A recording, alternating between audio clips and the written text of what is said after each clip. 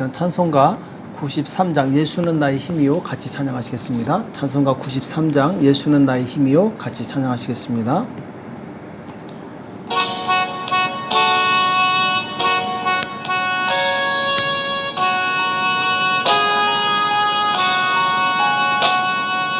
예수는 나의 힘이요 내 생명 되시니 구주 예수 떠나가면 죄 중에 빠지리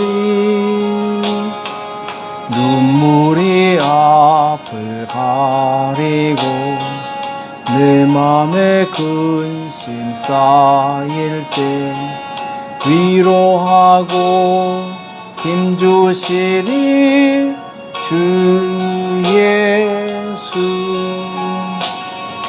예수는 나의 힘이요 내 친구 되시니 그 은혜를 간구하면 풍성히 받으리 햇빛과 비를 주시니 주수할 곡식 많도다 귀한 열매 주시는 이 주 예수. 예수는 나의 힘이요 내 기쁨 되시니 그 명령을 준행하여 늘 충성하겠네.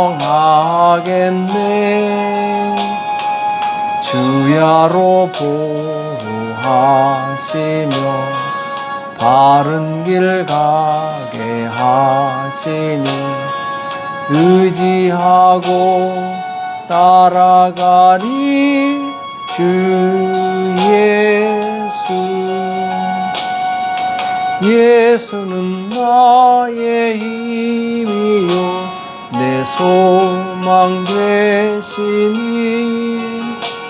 이 세상을 떠나갈 때 곧 영생 얻으리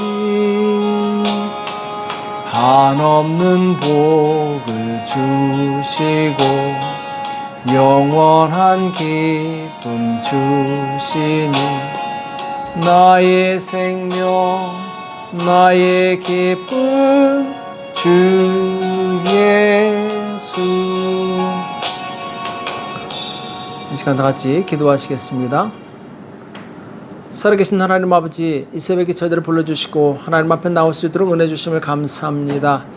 우리의 생명 되신 예수님께 날마다 우리가 주님께 가까이 갈 수 있도록 역사하여 주시옵소서. 말씀과 기도로 깨어있게 도와 주시옵시고 이 어려운 시대에 오직 주님을 의지함으로 승리하는 삶을 살 수 있도록 역사하여 주시옵소서. 우리가 부족하고 연약할지라도 하나님 주신 지혜로 말미암아 모든 것을 극복하고 이길 수 있도록 역사하여 주시옵소서. 오늘도 우리에게 주시는 말씀을 듣기 원합니다. 생명 말씀이 깨달아지는 놀라운 역사 있도록 우리의 영의 눈을 열어 주시옵소서. 주께서 이 시간 함께해 주실 것을 믿고 감사하며 예수님의 이름으로 간절히 기도합나이다. 아멘. 시간 하나님의 말씀 시편 38편 12절에서 15절 말씀을 같이 보시겠습니다. 시편 38편 12절에서 15절 말씀을 같이 한 목소리를 합독하도록 하겠습니다. 같이 읽겠습니다. 시작. 내 생명을 찾는 자가 올무를 놓고 나를 해하려 하는 자가 괴악한 말을 말하며 종일토록 괴계를 도모하오나 나는 귀먹은 자같이 듣지 아니하고 벙어리같이 입을 열지 아니하오니 나는 듣지 못하는 자 같아서 입에는 변박함이 없나이다. 여호와여 내가 주를 바라사오니 내 주 하나님이 내게 응낙하시리이다. 아멘. 오직 하나님만 바라는 신앙, 오직 하나님만 바라는 신앙이란 제목으로 같이 말씀을 나누겠습니다. 시편 38편은 다윗이 아마 극심한 중병에 걸렸을 때 회개하면서 하나님의 도우심을 구하는 그런 기도로 알려져 있습니다. 아마 이 아들 압살롬이 반란을 일으키기 전에 중한 병에 걸렸던 것으로 추정이 됩니다. 자, 5절에서 8절에 보면은 이 다윗이 어떤 병에 걸려 있는가, 어떻게 어떤 병으로 고생하고 있는가 나오고 있는데, 내 상처가 썩어 악취가 나오니 나는 나의 우매한 연고로소이다. 자, 상처가 썩어 악취가 나오고 있다 이렇게 말씀하고 있고, 6절에 보면은 내가 아프고 심히 구부러졌으며 종일토록 슬픈 중에 다니나이다. 자, 아프고 구부러졌고, 7절에 보면은 내 허리에 열개가 가득하고 내 살에 성한 곳이 없나이다. 아마 허리와 이 피부에 문제가 있었던 것 같습니다. 또 8절에 보면은 내가 피곤하고 심히 상하였으며 마음이 불안하여 신음하나이다. 아마 상당히 심각한 병에 걸려서 다윗이 아마 고통 가운데 있었던 것 같습니다. 자, 다윗은 이러한 자신의 이 중병이 죄 때문이고 또 하나님의 징계라고 생각을 했어요. 그래서 1절에 보면은 여호와여 주의 도로 나를 책하지 마시고 분노로 나를 징계치 마소서. 자, 자신의 질병이 하나님의 분노라고 생각하고 있는 것이죠. 또 2절에 보면은 주의 살이 나를 찌르고 주의 손이 나를 심히 누르시나이다. 자, 주님께서 자신을 고통스럽게 하고 있다 이렇게 말씀하고 있고, 또 3절에 보면은 주의 진노로 인하여 내 살에 성한 곳이 없사오며 나의 죄로 인하여 내 뼈에 평안함이 없나이다. 자, 지금 주의 진노로 인하여, 자, 하나님의 진노 때문에, 그리고 나의 죄로 인하여 내 뼈에 평안함이 없다 이렇게 말씀하고 있죠. 4절에 보면은 내 죄악이 내 머리에 넘쳐서 무거운 짐 같으니 감당할 수 없나이다. 내 죄악이 내 머리에 넘쳐서, 자, 결국 다윗은 자기 죄악으로 인해서 이러한 고통이 왔다, 질병이 왔다 이렇게 고백을 하고 있는 것을 보게 됩니다.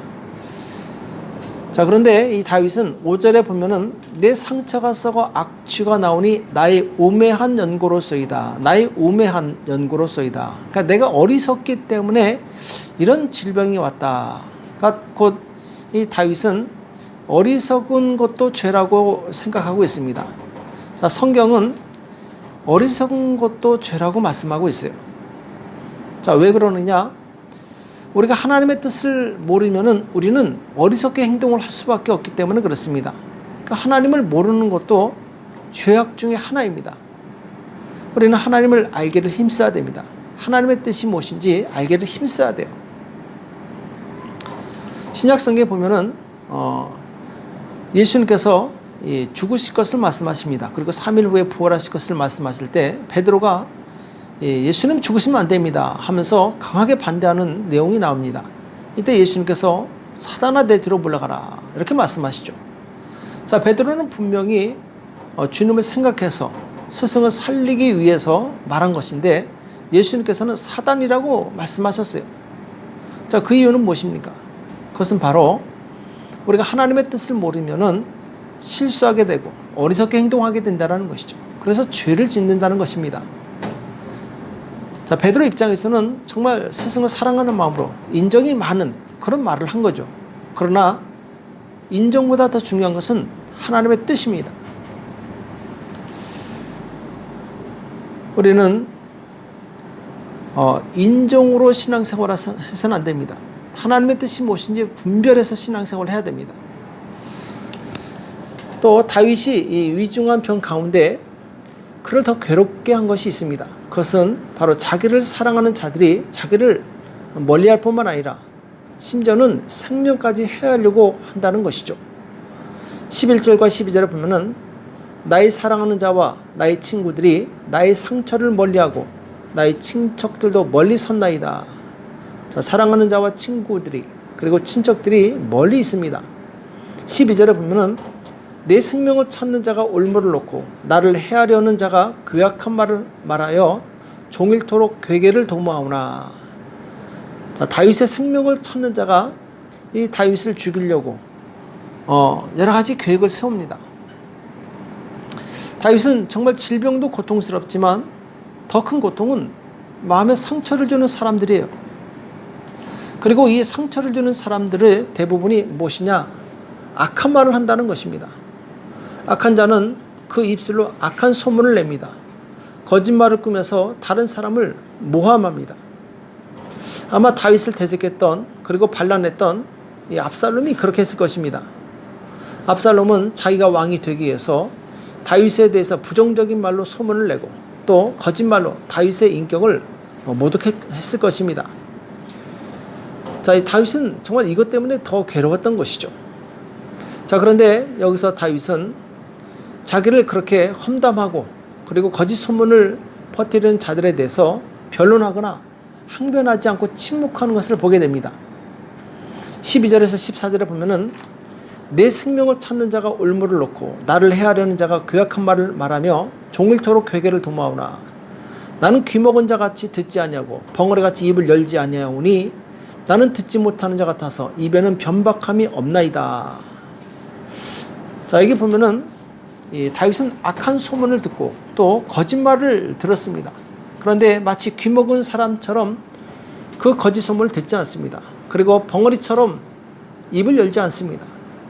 그리고 그 입으로 변박하거나 어떤 변론하지 않습니다.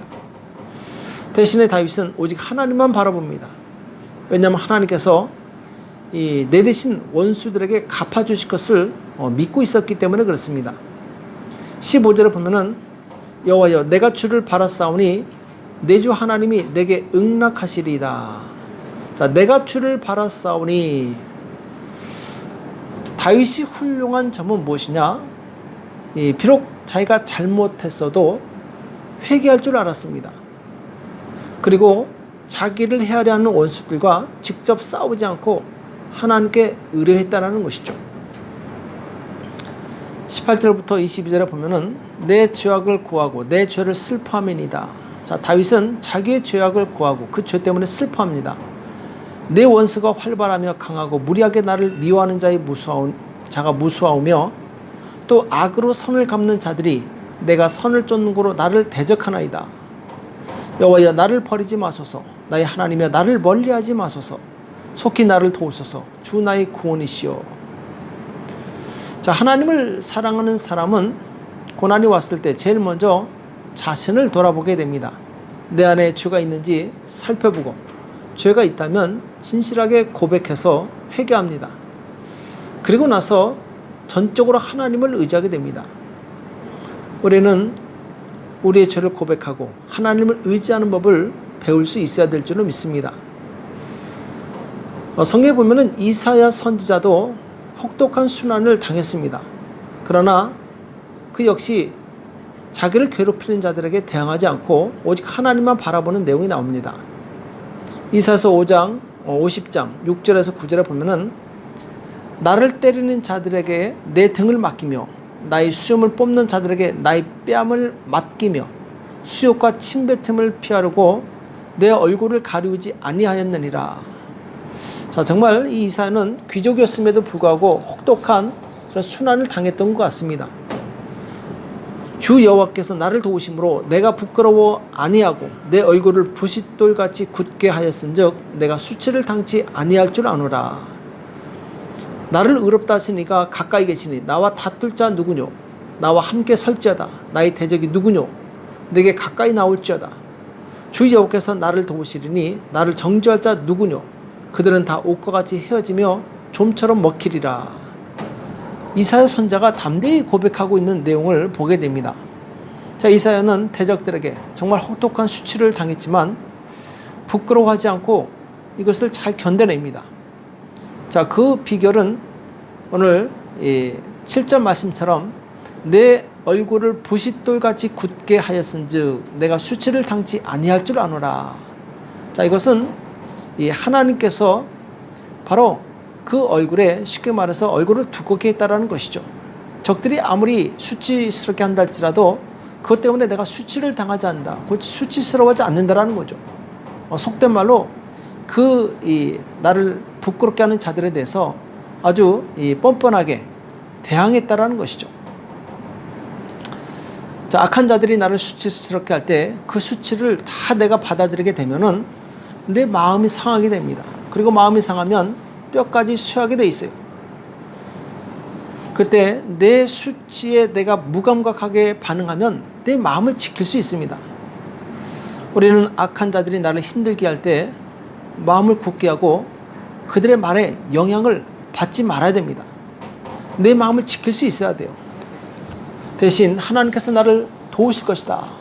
이것을 믿고 전적으로 하나님만 바라봐야 될 줄로 믿습니다. 예수님께서도 혹독한 시련을 겪으셨지만 악한 자들에게 직접 반응하지 않으셨어요. 오직 위로부터 구원을 주시는 하나님만 바라보시게 됩니다. 이사야서 53장 7절에 보면은 그가 곤욕을 당하여 괴로울 때에도 그 입을 열지 아니하였으며 마치 도수장으로 끌려가는 어린 양과 털 깎는 자 앞에 잠잠한 양같이 그 입을 열지 아니하였도다. 자, 예수님은 침뱉음을 당하시고 채찍에 맞으시고 그리고 정말 말할 수 없는 순환을 당하셨는데 그분은 아무런 말도 하지 않으셨습니다. 빌라도의 법정에서 빌라도가 아무리 예수님을 신문하지만 예수님은 입을 열지 않으시죠. 구구절절 변명하지 않으십니다. 왜냐하면 어차피 모든 판단을 하나님께서 하실 것이다. 이것을 알고 계셨기 때문에 그렇습니다. 유다 말기에 보면은 예레미야 선자가 나오는데, 자, 예레미야 선자가 백성들을 향해 하나님의 말씀을 선포했지만 그들은 듣지 않습니다. 오히려 예레미야를 비웃고 조롱하며 심지어 이 구덩이에 빠뜨려서 죽이려고 합니다. 자, 유다 왕과 신하들은 애굽이 도와줄 건데 뭘 그렇게 걱정하냐 하면서 이 같이 예레미야를 비웃게 되죠. 자, 그런데 시간이 지나서 결국 진실이 밝혀지게 됩니다. 바벨론 왕이 쳐들어와서 예루살렘을 치고 불사르고 많은 사람을 죽이고 그리고 포로로 끌고 갑니다. 그들이 믿었던 애굽은 결국 오지 않았어요. 자, 이때 예레미야를 핍박하고 조롱했던 사람들은 죽거나 바로 이 포로로 끌려갑니다. 예레미야는 거기서 생명을 건지게 되죠. 상황이 역전됩니다. 예레미야를 고통스럽게 했던 자들이 이제는 죽거나 아니면 끌려가게 됐어요. 우리가 하나님을 바라볼 때 하나님께서 일하실 때가 있다는 것을 기억해야 될 줄을 믿습니다. 시간이 지나면 모든 사실이 다 드러나게 되어 있습니다. 멀리는 주님이 재림하시는 때, 또 가까이는 하나님께서 불의를 드러나시는 그때에 무엇이 진실인지 아닌지가 밝게 나타나게 된다는 것이죠.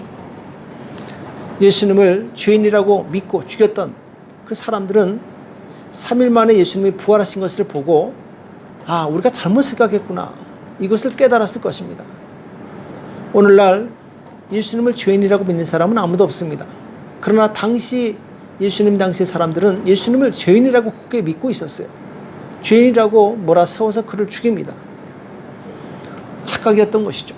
시간이 지나니까 모든 것이 드러나게 됩니다. 오늘 내가 회개하고 하나님 편에 서 있다면 하나님께서 내 깨끗함을 인정하십니다.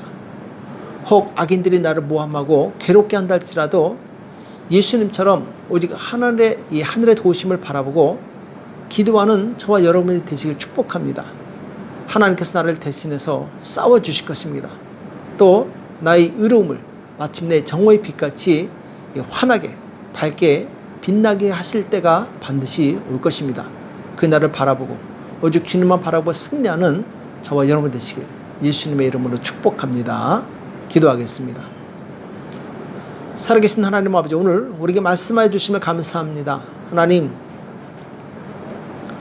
우리가 하나님만 바라보기 원합니다. 사람을 의지하거나 혹은 나의 고통을 변명하지 않게 도와주시옵시고 오직 주님께서 일하실 그때를 바라보고 주님만 바라보고 기도할 수 있도록 역사하여 주시옵소서.